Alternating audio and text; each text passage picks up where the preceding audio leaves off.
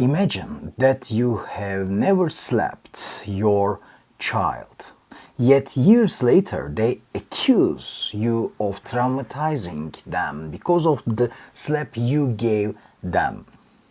Imagine never swearing at your child, yet years later they tell you that all the negativity in her life is because of a fight you had with her as a child, in which you used to swear a lot. Even worse, imagine that years later she claims that you sexually abused her, even though that never happened. And imagine her describing unpleasant scenes in detail, even though no such day ever happened.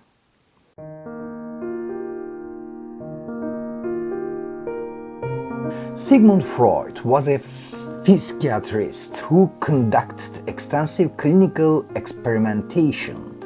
Although a significant part of Freud's general ideas and comments on anthropology have turned into a sweet fairy tale in the light of our current knowledge.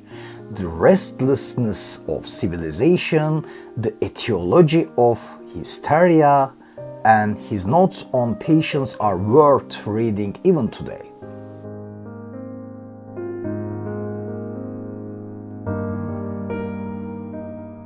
There's very interesting information, especially in his notes. Best desires, disappointments, traumas, and various unacceptances, distortions of reality, and even articulation with other memories.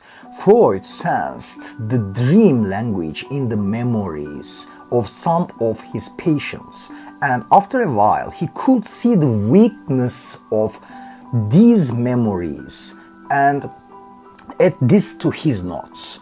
According to Freud, screen memories, like dreams, are implicit expressions of the desire to fulfill the desire.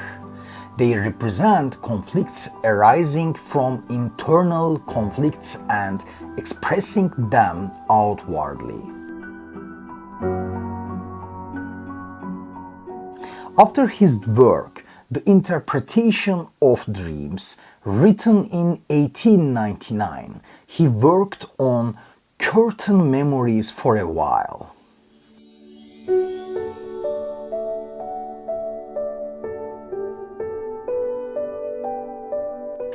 According to Freud, memories are primarily like dreams and works of fiction.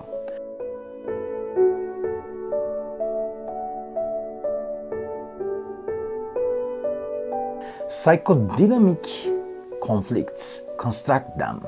They serve the fulfillment of desire and self-deception. There are no real memories of childhood. Many memories we remember today are shaped by various fragments of desire. They multiply in the darkness. Missing parts are completed, or existing parts are bent and twisted. Memories can take on extreme forms of expression. They can form a collage whole with other repressed derivatives. According to Freud, a collated memory narrative cannot be trusted with certainty without objective verification. This is the subject of page 146 of his book. Interestingly, the popularization of the false memory syndrome in psychiatry took place about 100 years after Freud.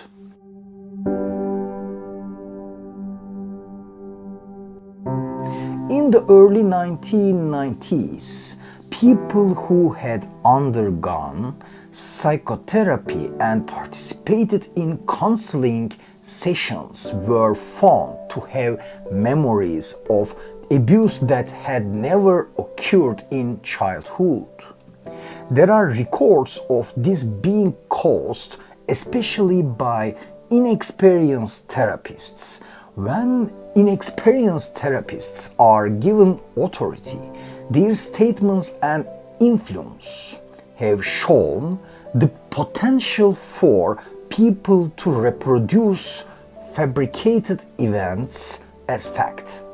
In the early 1990s, the false memory syndrome became prominent with people breaking away from families they believed to be abusive, taking the matter to court, and many other incidents.